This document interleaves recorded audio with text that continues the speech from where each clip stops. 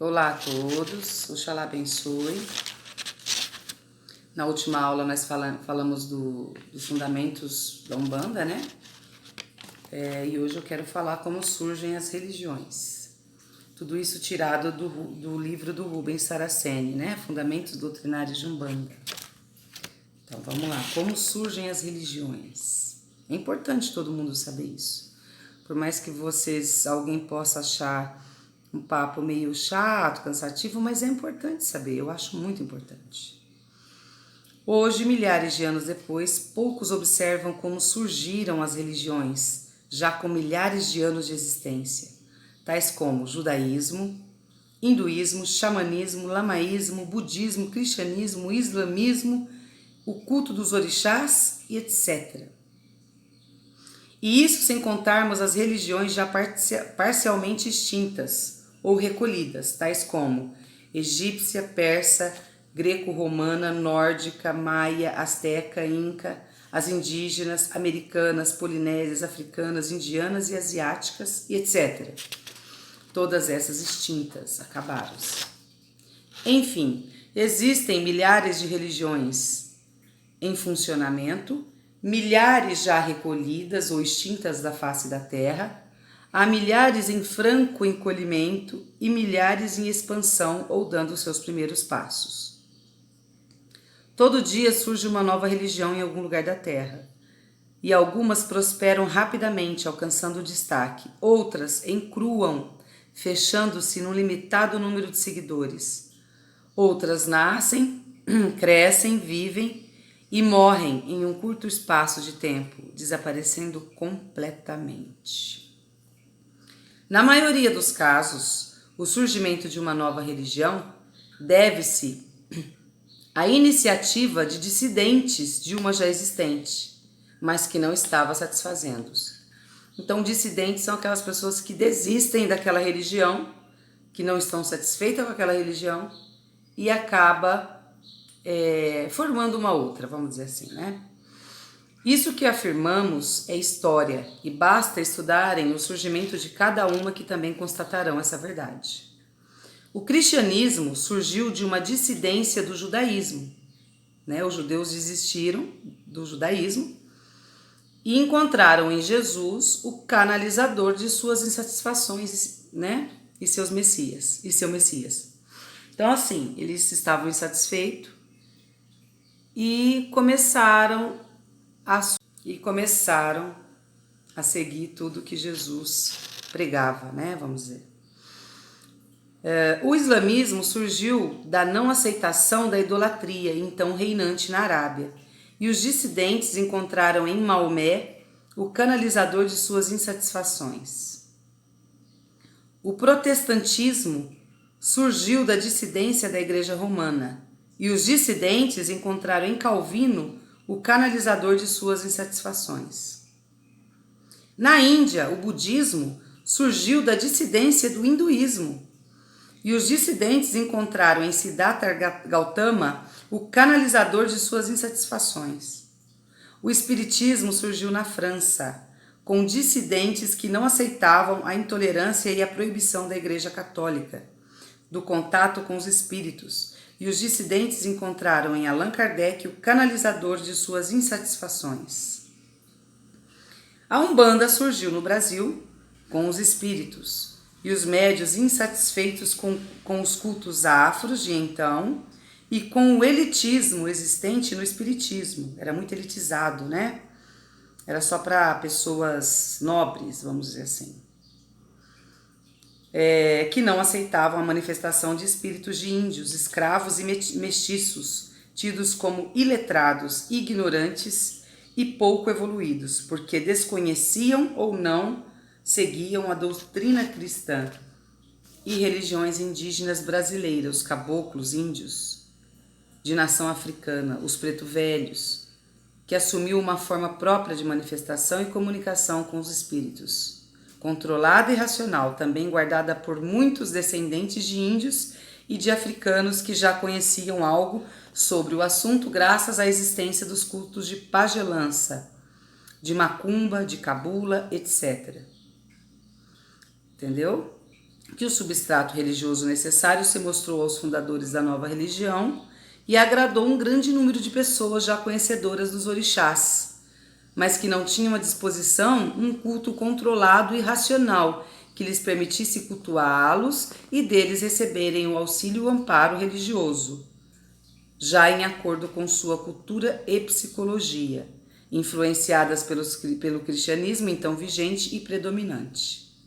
Bastou os fundadores da Umbanda adotarem o sincretismo já existente dos orixás com os santos católicos, que tudo assumiu sentido e tornou-se racional, para que aí sim os novos fiéis ou seguidores da Umbanda a aceitassem como uma religião organizada e que respondia aos seus anseios.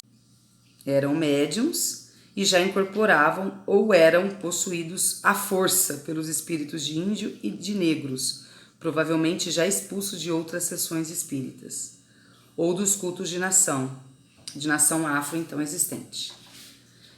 Então, aqueles que estavam insatisfeitos com os cultos de nação, que estavam insatisfeitos com o kardecismo, né, acabaram por fundar a religião de Umbanda. Na verdade, o espírito, né, do caboclo das 7 encruzilhadas que fundou, porque ele percebeu que tinha muitos médiuns insatisfeitos com aquela bagunça, vamos dizer assim, dos cultos afros, né? Muita informação, cada um cultuava uma coisa, e também insatisfeitos, entristecidos com o kardecismo naquela época, porque ainda é, né, muito elitizado, de pessoas que têm posição, ainda é, naquela época era mais ainda. Então, com aquela insatisfação, resolveram fundar a Umbanda. É muito importante ressaltar esse aspecto. Havia muitas pessoas possuidoras de mediunidade que não tinham como dar vazão a ela, porque os espíritos que nessas pessoas incorporavam se apresentavam como ex-indígenas, mestiços ou ex-escravos, seguidores de algum dos cultos de nação que sobreviveram parcialmente e às duras penas por causa da persistência dos africanos, trazidos para cá durante os vários séculos que durou a escravidão no Brasil. Culturalmente já existiam as condições para uma grande religião mediúnica, fundamentada não em Jesus Cristo, como era o espiritismo kardecista, e sim em panteões africanos e indígenas, pois ambos os povos possuíam suas religiões oprimidas e quase extintas pela cultura cristã e europeia.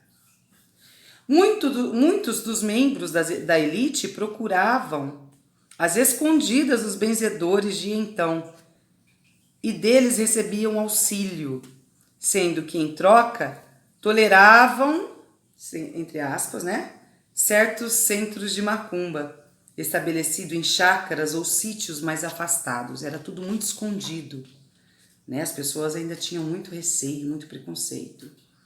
Como os médiums que incorporavam esses espíritos atrasados não eram bem vistos no centro kardecista e esses espíritos eram afastados dos trabalhos, eis que Deus, na sua infinita misericórdia e bondade... Desculpa que o vídeo vai parando assim mesmo. Meu celular acho que está com problema. Então Deus, na sua infinita misericórdia e bondade, criou as condições para que uma nova religião mediúnica surgisse por intermédio de Pai Zélio de Moraes, incorporando um caboclo, um preto velho, abrindo um canal de manifestação e comunicação espiritual, no qual ele contava não era a origem dos espíritos, e sim a disposição deles em nos auxiliar. De fato, basta observarmos e estudarmos com atenção que encontraremos as razões e as causas que sustentaram de fato o surgimento da Umbanda e de todas as outras religiões, com todas elas amparadas por Deus. Esse nosso comentário a fundamenta, porque a Umbanda foi criada por Deus, por meio de Pai Zélio de Moraes e seus mentores espirituais. Tá? Então, assim, vou concluir esse estudo de hoje, ele é bem curtinho.